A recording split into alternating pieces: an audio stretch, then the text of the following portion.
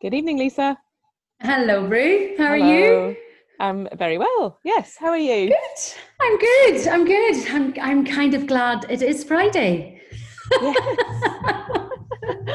Yes. So Yeah. it's been a long week in this house this week, but I am delighted it's Friday and that the end of the week has come. So yeah, Time is really it's good. weird at the moment, isn't it? Time just Yeah. kind of, contracts and expands at the moment. I can't believe it's Friday again, but it's felt Yeah. like a full week. Yeah. Yeah. Yeah. Great. So we're It's great. back. We had a wee week off. No, we didn't last week. No, I'm sorry. We didn't. We had We Abby had from Abby. Hyperpressive. Yeah. Yeah. Yeah. That does feel like a long time ago. But that was a really interesting conversation. Oh my goodness, magic. Yeah. And so today we're back and we're thinking about pain, of Yeah. all things. We thought that was Mm. something that would make a great conversation and a lot of food for thought for both of us, coming from our different um, areas of life, our different professions. So we thought we'd talk from a kind of personal perspective first, didn't we? About Yeah. how we deal in ourselves with physical pain. Yeah. Mhm. Who's going first? Well, um, I was thinking maybe you, Lisa, seeing as All you right, have a I don't recent mind. experience of it. I'll take up the gauntlet, given that I am currently in a lot of pain. Yeah, yeah, So from a physical point of view, I am in a lot of pain, and have been for quite a while. So I took some time off work, and I have actually gone into Edinburgh to see somebody. So it was bad enough for me to get into my yeah. car and drive and see somebody. So I just have got some nerve stuff going on, and which is kind of feeding into this deltoid area of my arm, and it's very uncomfortable. So that's the physical side of things. And I suppose how that's manifesting in me personally is probably threefold. Mm-hmm. So there's probably three areas. So it's probably um, obviously personally how that's affecting how I feel about my identity, Mm. how people perceive me, even though it's none of my business, and also in my family setup. So my identity, for starters, is that I am a physical coach. Yeah. I train people to be strong, feel great within themselves, sometimes go a little bit beyond what they feel is their capacity, to get the best out of them for each individual, and absolutely love that position to be in that position, to be able to help people achieve things that maybe they never thought were possible, and to watch them getting stronger, and every day just having a different vibrancy and of life, and that's amazing. But for me, I then think that I should be untouched by Superwoman.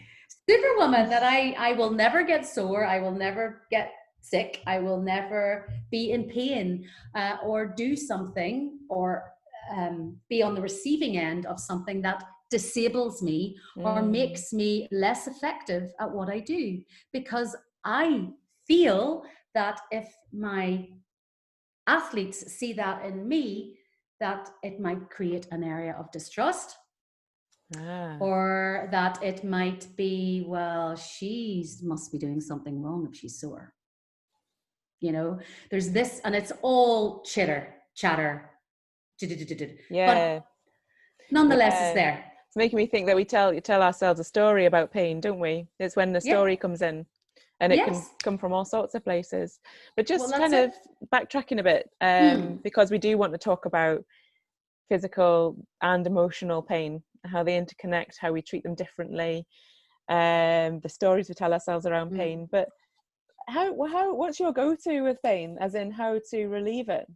What do you do? Well, I'd say at the start, I am an awesome student. I will do all my rehab. I will be, and I'm going to fix it. Going to fix it. Going to do well. I'm going to get Okay, it really better. focused. Yeah, very, very Yeah. much so. I will do that religiously. I'll then suffer a little bit of frustration because it's not being fixed as Okay. quickly as I want it to be fixed.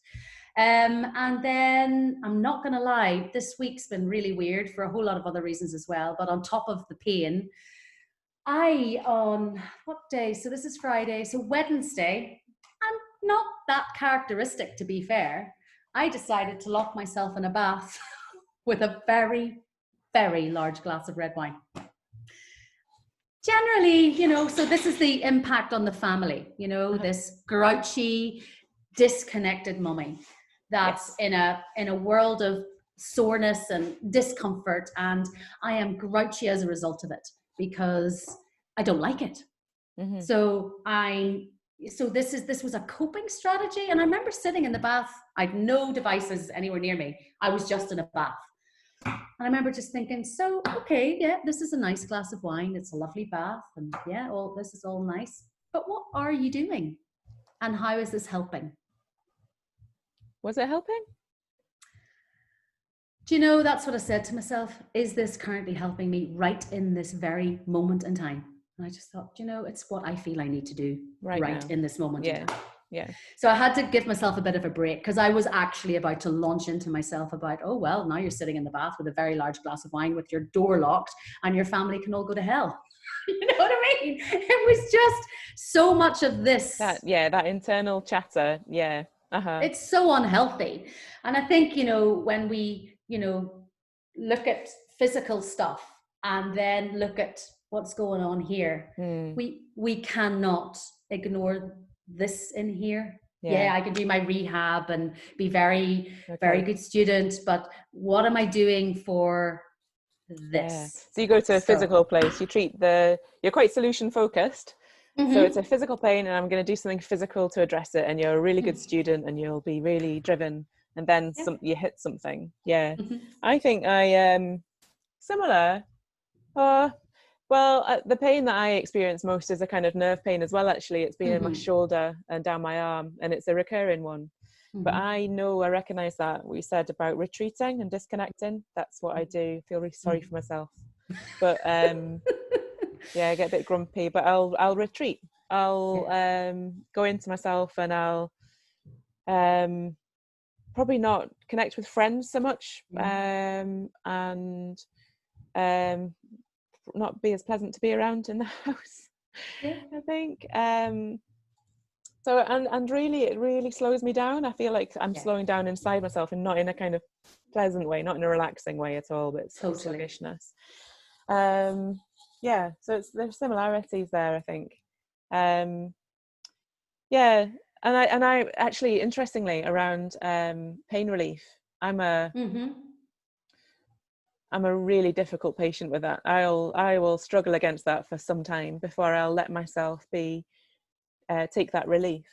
But I find that interesting sometimes. What is it? What's that about? Why not help myself? I don't know what it is either. I'm exactly the same, because my mum, who's the medic, said, what you could really be doing with, because my sleep has been affected, which obviously doesn't help. She said, you could be doing with taking like a muscle relaxant so that you can sleep. I was like, no. She said, Lisa, this is what they're used for. People abuse them. You're not going to be abusing them. You're just taking a muscle relaxant because A, you're in pain, and B, you're not sleeping. It would help. And so and I'm not trying to be a stoic, and I'm not trying to be, some kind of a person who doesn't take any painkillers because I want to be some kind of painkiller warrior. It's got nothing that I'm conscious of, aware of that. Yeah. For me, I think it's about control. I don't want to be dependent on something like that. I've got to solve this myself. Or so I've actually gotten better with that over the years, and I will take the pain relief quicker than I usually would. But for me, there's something here about way back when we were kind of living more in small numbers and tribes and living more simply, we would look after each other when one of us was injured. We had that social awareness much more kind of in check. And so if one of us was injured, we would seek each other out, or the tribe would gather around and assist, and that person would be seen to, and they would have rest and relaxation. And I think something's gotten a bit lost somewhere about those organized networks where we're allowed to be in pain. And on our own with it as well. Yeah. And I obviously this current circumstance doesn't help, but I just feel it's a lot to do with the fact that we move around a lot more as human beings. We don't necessarily settle where we were born and buy the house down the road from our parents, and auntie lives here and uncle lives there, and we seem to be much more sort of split around. We seem to crave to leave our nesting homes as quickly and as humanly possible that we can. I wonder if people recognize pain more in each other. You know, you were talking before we started recording, you mentioned about being physical pain isn't always that visible. No. You know, and so yeah, well, that's it. Better at reading each other's signs, you know. Yeah, and I suppose that depends very much on the connection that we have. Yeah. So, you know, you and I know each other well, and I know that there have been times where you've dropped me a little note saying, hey, just checking in, because maybe you have either felt it, noticed something, or just you're a bit more in tune with me, and you kind of thought, well, it's a bit odd.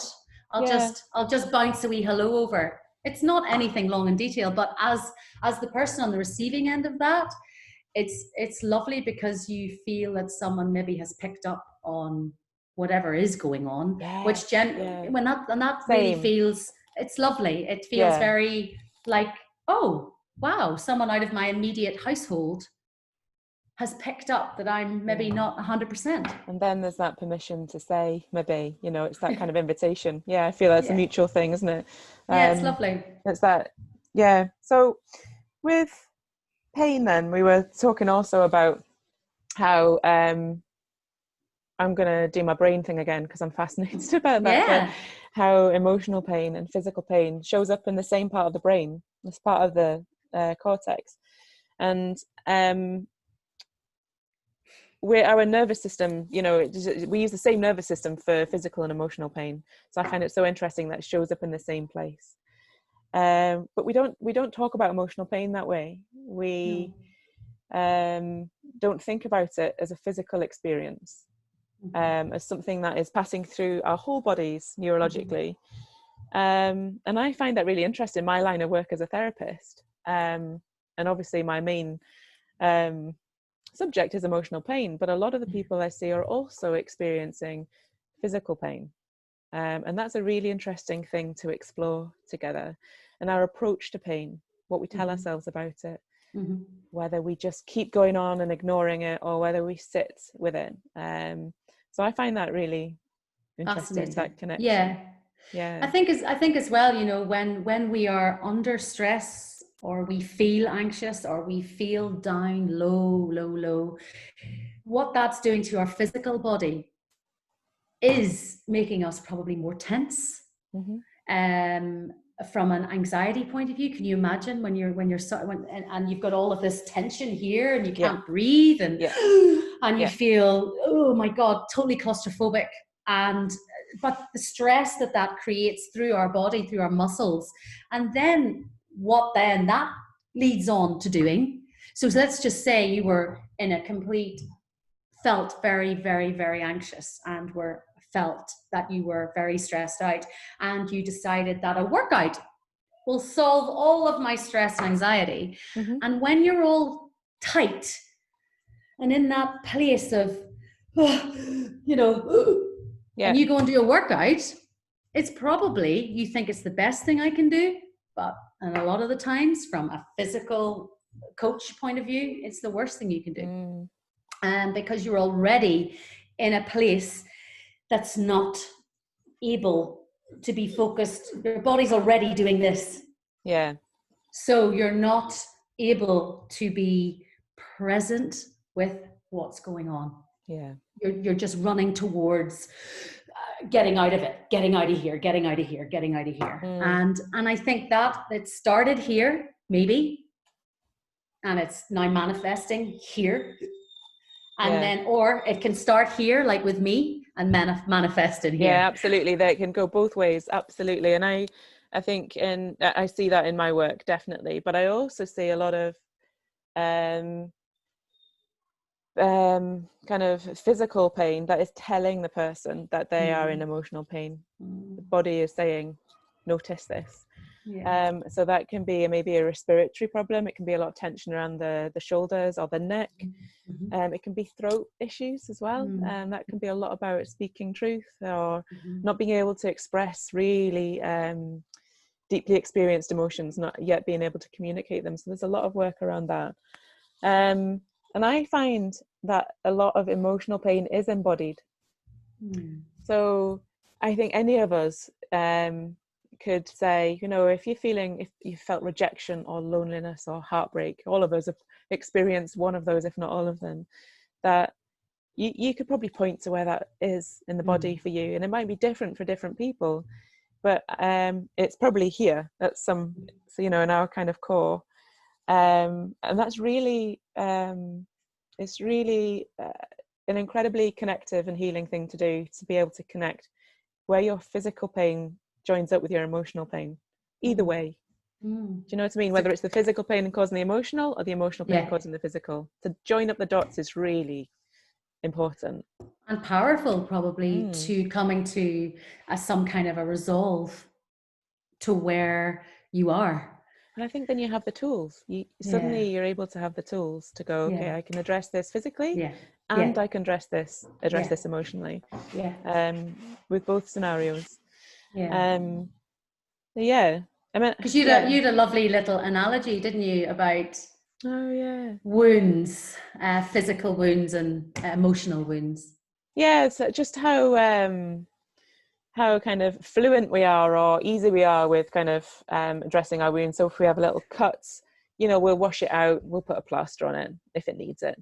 If we've got a gash, then we'll need to go and get medical advice about that. So we might go to the GP or whatever, and we'll get stitches, maybe at the hospital. Or if there's something much more serious resulting from an accident or something, we'll need surgery. And there are clear pathways for that, you know, and it's much more kind of common in our culture to know what to do with them. But if you use those as metaphors for emotional wounds, emotional pain, we just don't have the same language around it, let alone the same places to go. So that's what I'd like to see more of, is more kind of ability to talk about mental health and emotional pain as something we can apply salves to or surgery to, you know. So that's often where I come from. Yeah, no, that's cool. I totally understand that. And I was also, as you were talking there about, you know, caring for, I probably think there's something in us, those of us that have children, that we care for our children. We would care for their wound, their physical wound, but we'd also care for their mental health. Very carefully and lovingly. And I'm not sure that we would do the same for us. I'm not saying we don't, but I'm not sure it's our first thing, our go-to. It's kind of that, right, I'll be fine, move along.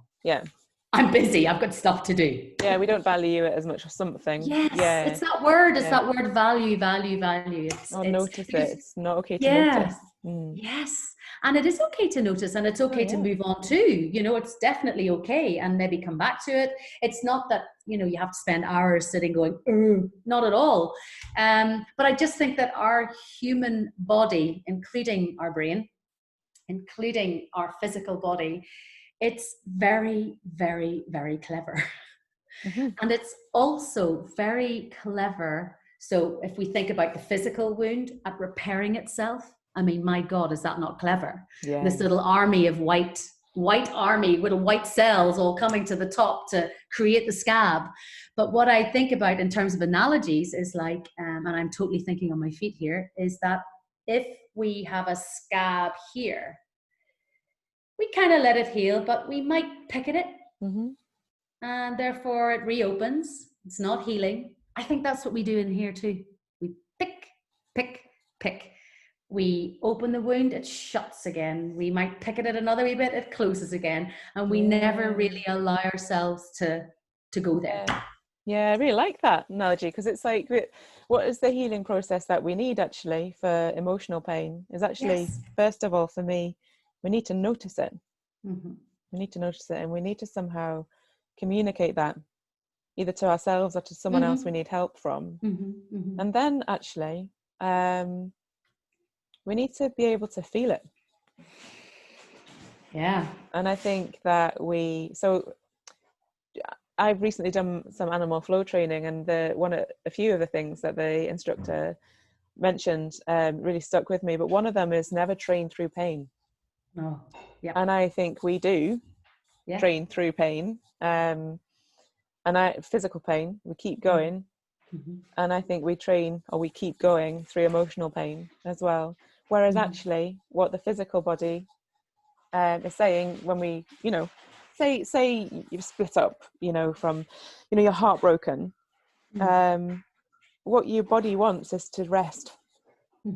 You feel slower, you need to sleep more, you don't want to kind of socialize as much, you need to rest and recuperate.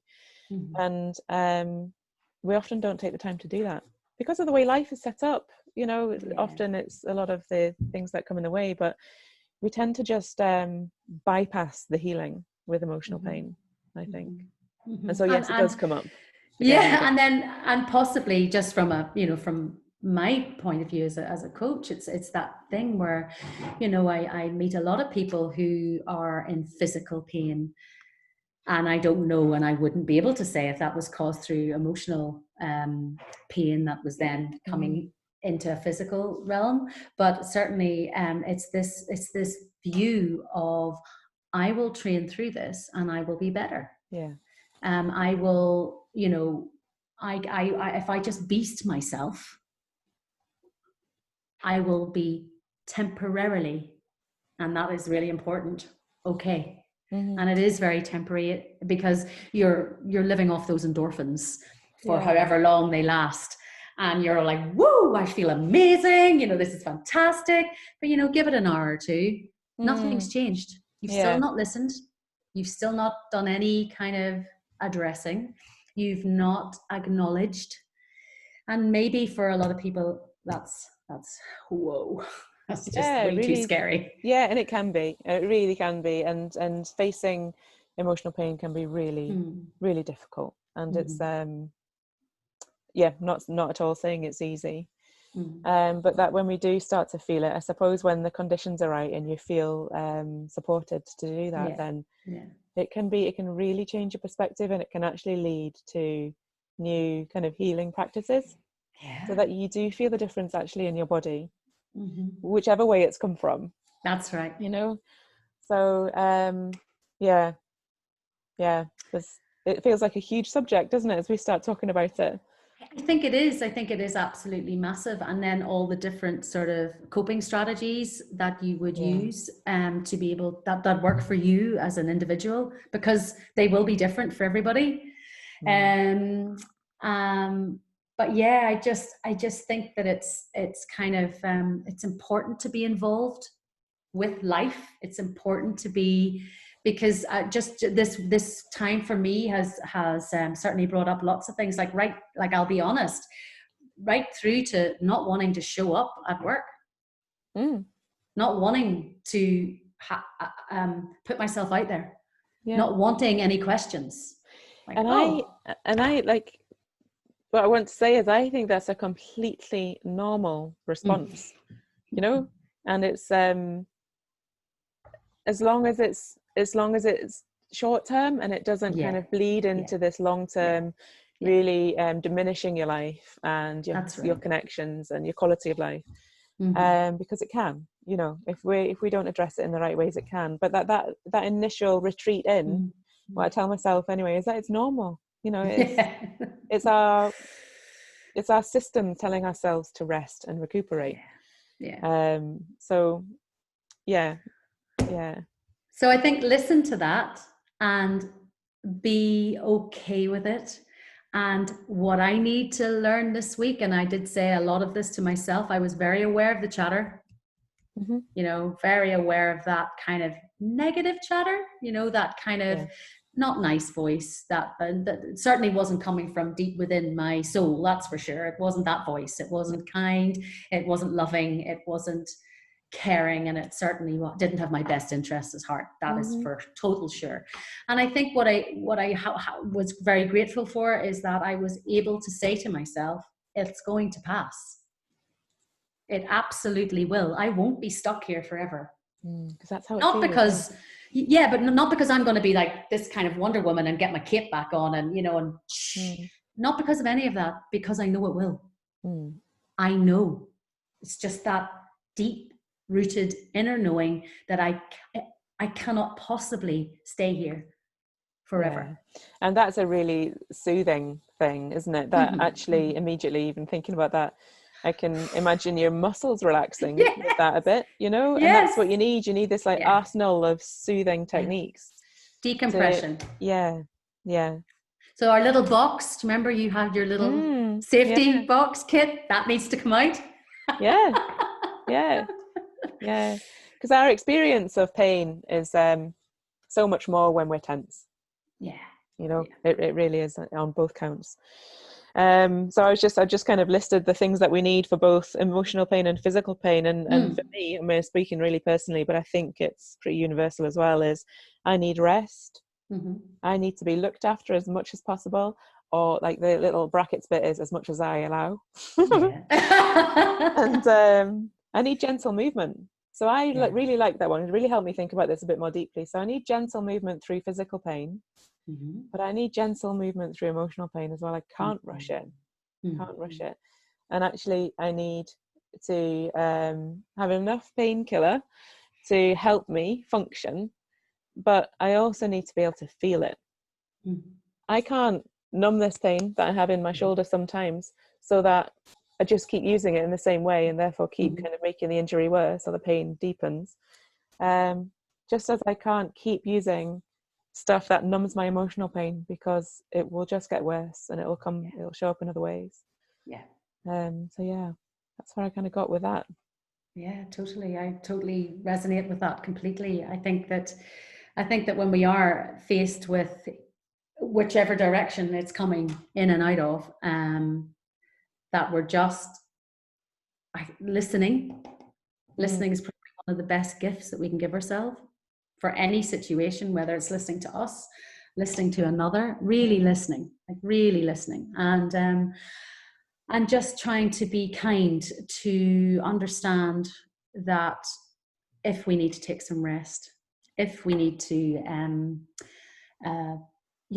have a blooming bath and a glass of wine, if that's what lovely. That's what it takes. But also to try very hard to not let it overwhelm you. And because it can, and I think therein lies the thoughts, managing those thoughts of overwhelm, and understanding that you are taking it, you're only ever just here and now. Because it can be such a thought cognitive experience as well. So we wanted to kind of leave it with that question of what if I feel it? Can I feel it? Can I feel the pain? What will happen? What happens if I let myself feel it a little bit more? Not the full gamut, but maybe just a little bit more. What can I learn from it? All right. Big exercise, bit of a cliffhanger, but I think it's definitely food for thought for me too, sitting here right now. You know, absolutely I need to look into that question too. It's really given me food for thought, actually, chatting to you today as well. Lovely. Well, thank you. All right, I hope your pain in your neck and everything gets better, and take those muscle relaxants. I know. I God knows what they'll do to me. I'm probably a bit nervous about them too. But it will be okay. And I have somebody wonderful who's keeping me right and making sure I'm healing in the way I need to be healing. Great. So it's good. Good stuff. All right. Till next time, Lisa. Till next time, Ruth. Lots of love. Take care. Bye, you too. Bye-bye.